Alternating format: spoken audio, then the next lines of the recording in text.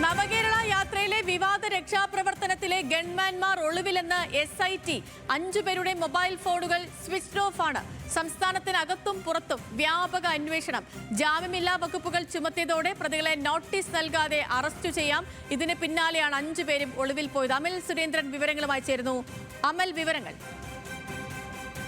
നമുക്കറിയാവുന്നതാണ്, മുൻ മുഖ്യമന്ത്രിയായിരുന്ന പിണറായി വിജയന്റെ നവകേരള യാത്രയുമായി ബന്ധപ്പെട്ട് ഒരു പ്രതിഷേധമുണ്ടായപ്പോൾ അതിൽ രക്ഷാപ്രവർത്തനം എന്ന പേരിൽ പ്രതിഷേധക്കാരെ മർദ്ദിച്ച സംഭവം വലിയ രീതിയിൽ വാർത്തയായിരുന്നു.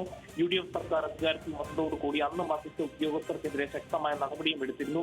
ഇതിന് പിന്നാലെയാണ് ഇപ്പോൾ ഈ കോടതി നടപടികളുമായി മുന്നോട്ട് പോകുന്നതിനിടയിലാണ് ഗൺമാൻമാർ ഒളിവിലായിരിക്കുന്നത് എന്ന് SIT പ്രത്യേക അന്വേഷണ സംഘം ഇപ്പോൾ പറയുന്നത്. 5 പേരുടെയും, അതായത് ഈ കേസിൽ ഉൾപ്പെടുത്തിയിരിക്കുന്ന 5 പോലീസ് ഉദ്യോഗസ്ഥരുടെയും സസ്പെൻഷനിലാണ്.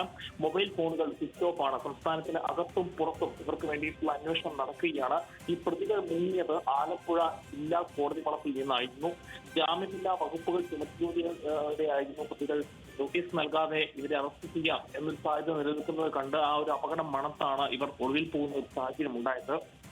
3 പേരുടെ മുൻകൂർ ജാമ്യാപേക്ഷ നാളെ കോടതി പരിഗണിക്കാൻ ഇരിക്കെയാണ് ഈ പ്രതികളെ കുറിച്ച് ഉദ്യോഗസ്ഥർക്ക് യാതൊരു തരത്തിലുള്ള അറിവും ലഭിക്കാത്തൊരു സാഹചര്യമുള്ളത്. അനിൽ കലിയൂരിന്റെ ശരി ഇപ്പൊ പറഞ്ഞ പോലെ തന്നെ ഈ പ്രതികൾക്കെതിരെയൊക്കെ ചുമത്തിയിരിക്കുന്നത് ജാമ്യമില്ലാ വകുപ്പാണ്. ഇതിൽ 2-3 പേരുടെ ജാമ്യാപേക്ഷ നാളെ കോടതിയുടെ പരിഗണനയിൽ വരുന്നുണ്ട്. നിലവിൽ പ്രതികളെല്ലാം ഒളിവിലാണ് എന്ന വിവരമാണ് SIT നൽകുന്നത്. അമൽ സുരേന്ദ്രനാണ് വിവരങ്ങൾ നൽകിയത്.